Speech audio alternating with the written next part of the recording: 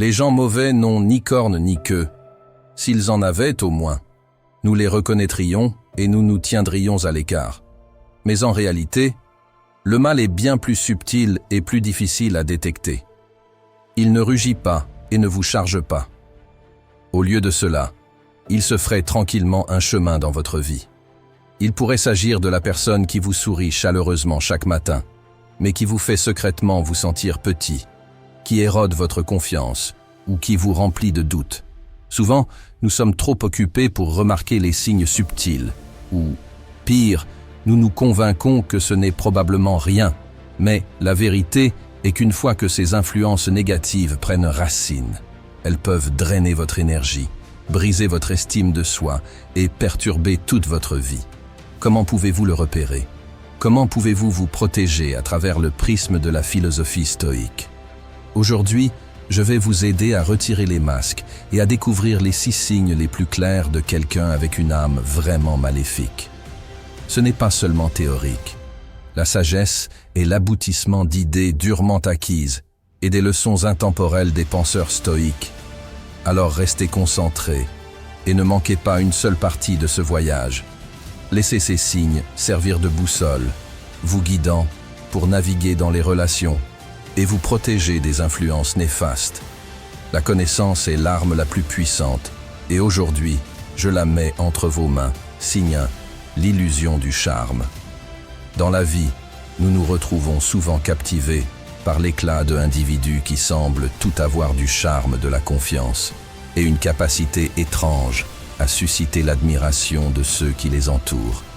Ils entrent dans nos vies avec des sourires éblouissants, des mots doux et des apparences impeccables. Mais parfois cette allure masque une intention plus sombre, une âme pas aussi pure qu'elle le paraît. Rappelez-vous les paroles de Marc Aurèle. Tout ce que nous entendons est une opinion, pas un fait. Tout ce que nous voyons est une perspective, pas la vérité. Ne laissez pas les apparences obscurcir la réalité. En dessous, l'illusion du charme n'est pas seulement un défi personnel, mais le reflet d'un problème sociétal plus profond. Notre tendance à juger les gens en fonction de leur attrait extérieur ou de leur attractivité immédiate dans un tel monde. Le charme devient une arme, un outil de manipulation.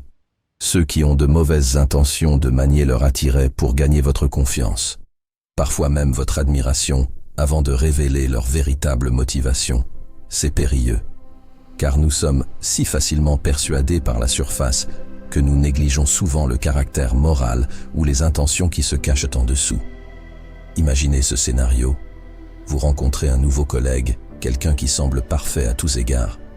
Il raconte des histoires qui vous font rire, vous félicite pour des qualités que vous ne reconnaissiez même pas en vous-même. Progressivement, ils commencent à vous demander d'effectuer des tâches à leur place, apparemment petites, au début, au fil du temps.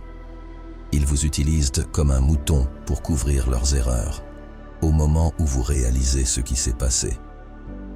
La relation a basculé entièrement en leur faveur et vous vous retrouvez pris au piège dans la toile de quelqu'un qui a utilisé le charme comme moyen de manipuler. Alors comment affronter l'illusion du charme?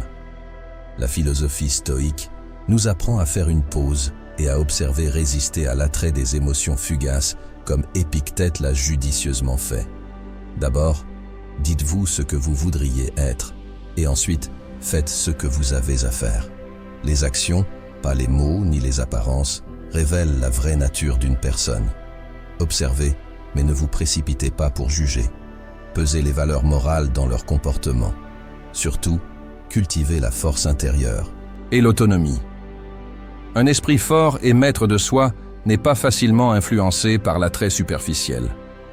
Le stoïcisme nous rappelle que la seule chose que nous pouvons vraiment contrôler est la façon dont nous réagissons au monde qui nous entoure. En fin de compte, cette leçon ne consiste pas seulement à nous protéger des autres, mais aussi à réfléchir à notre propre comportement.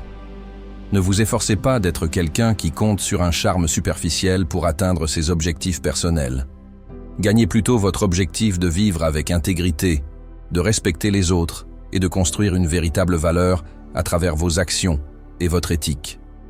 Après tout, L'éclat peut s'estomper, mais l'authenticité perdure pour toujours. Signe 2. Un cœur sans empathie. Imaginez un après-midi calme et sombre. Vous vous retrouvez dans une conversation avec quelqu'un de nouveau.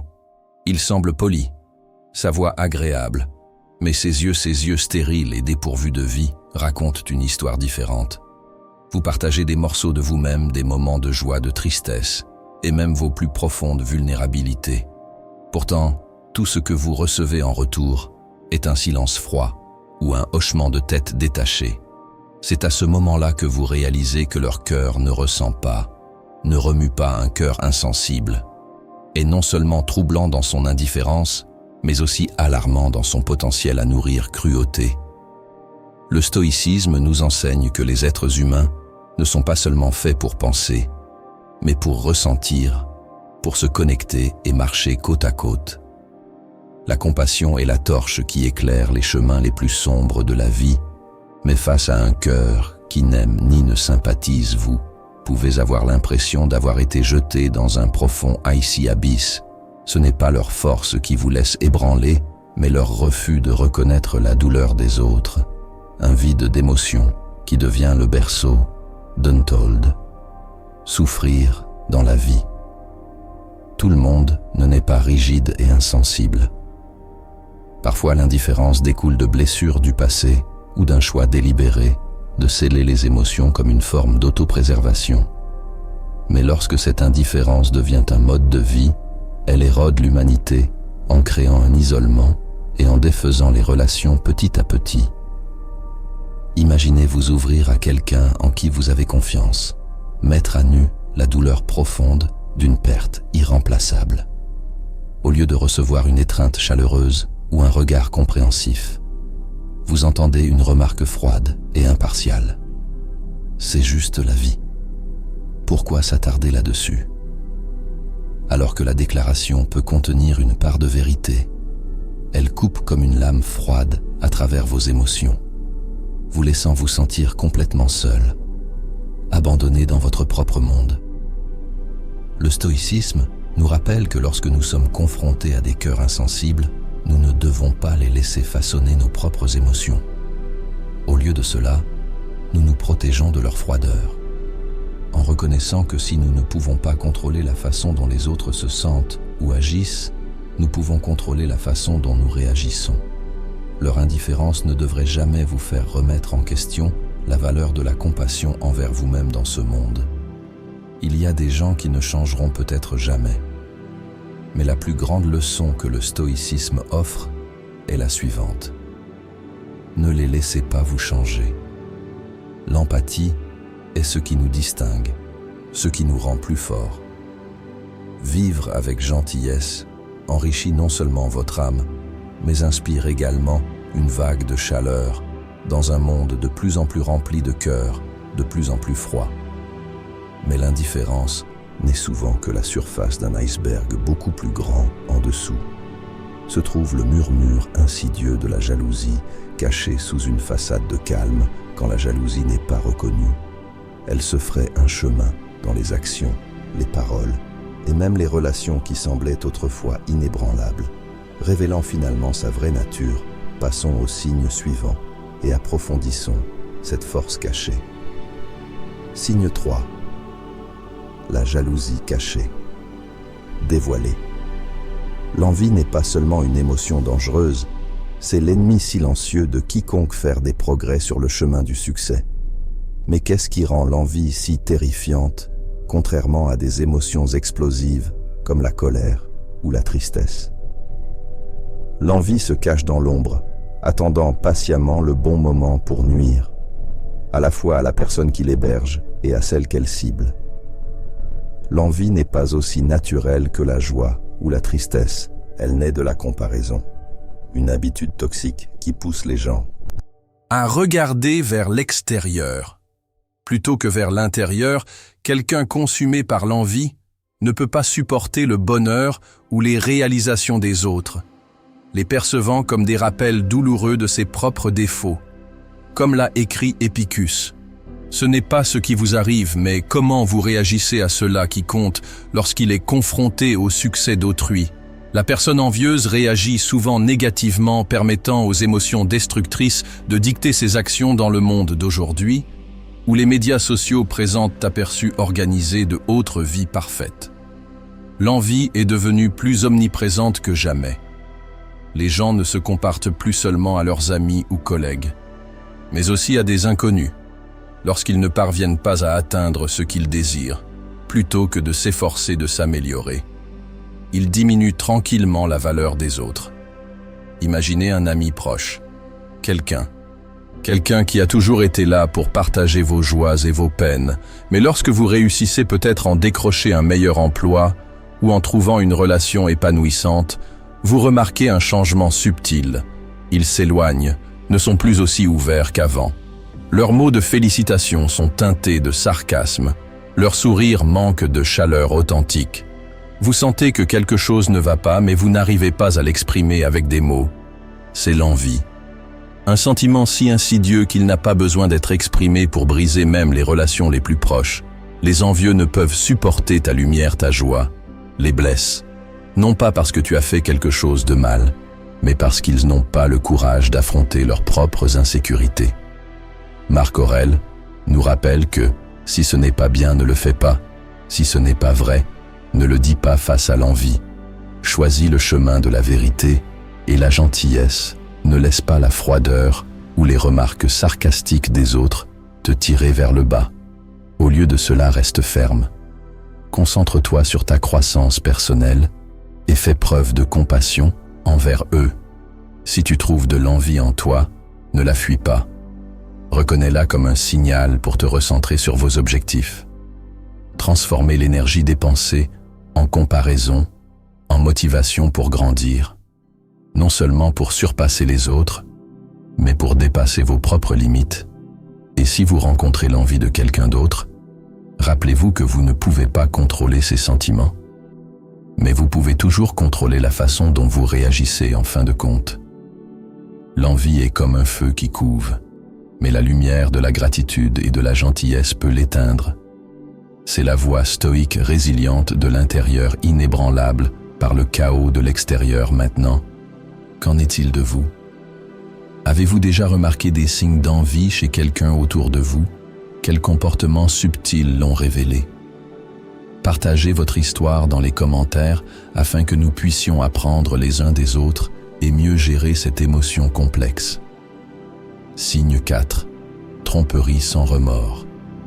Imaginez qu'un jour vous découvrez que quelqu'un en qui vous aviez confiance a menti pour son propre bénéfice, mais ce qui vous ébranle vraiment n'est pas seulement la trahison, c'est son indifférence. Ses yeux restent calmes, son sourire inchangé, comme si rien ne s'était passé. C'est effrayant de réaliser que ce à quoi vous faites face n'est pas seulement une tromperie, mais l'absence totale de remords, un reflet d'une âme creuse dépourvue de conscience ou d'humanité.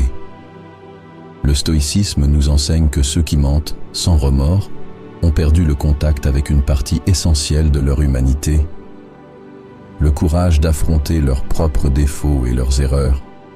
Ces personnes créent une façade parfaite, non pas parce qu'elles ne sont pas conscientes de leurs torts, mais parce qu'elles craignent la vulnérabilité. Il leur est plus facile de protéger leur toile de mensonges soigneusement construite que de reconnaître la vérité, ce qui exigerait humilité et qualité d'introspection qu'ils semblent avoir depuis longtemps.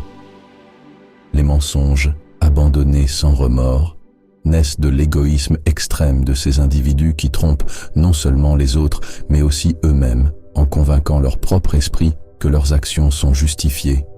C'est dangereux, car l'absence de culpabilité leur permet d'agir sans hésitation, ce qui commence comme un petit mensonge.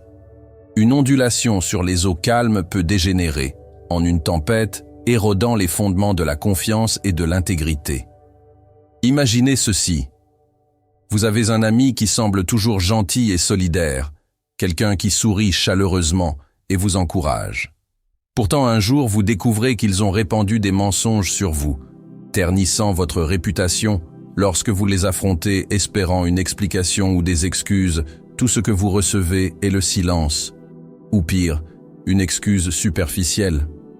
La trahison pique profondément, mais ce qui persiste est la réalisation obsédante de leur apathie.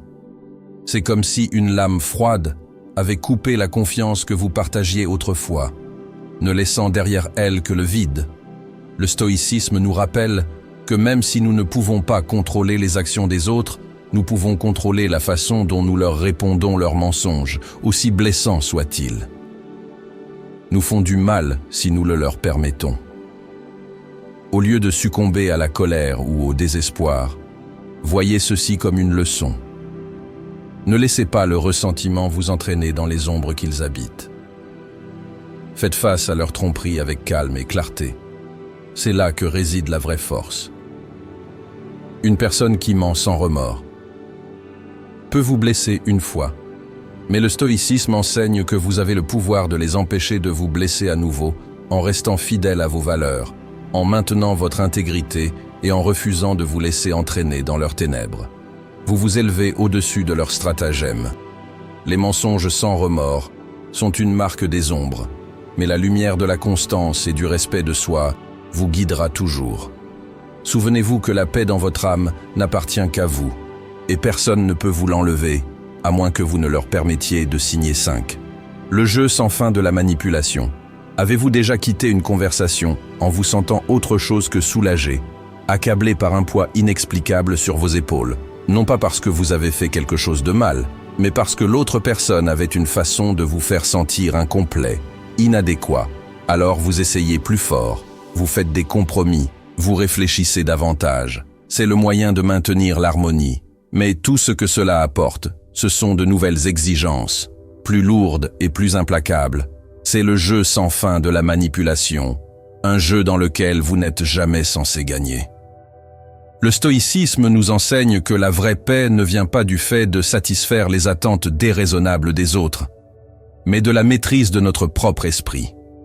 Les personnes manipulatrices ne donnent pas d'ordre direct. Elles n'ont pas besoin de crier ou de contraindre. Elles sèment plutôt les graines du doute, vous forçant à vous remettre en question. Une remarque subtile comme « je pensais que tu me comprendrais mieux » peut vous faire sentir coupable. Aucune raison réelle pour qu'ils exploitent votre empathie en l'utilisant comme arme pour servir leurs propres fins. Le stoïcisme nous rappelle que la véritable force ne réside pas dans le fait de laisser les autres dicter nos émotions, mais dans le fait de reconnaître ces épreuves extérieures pour ce qu'elles sont de simples tests de notre détermination.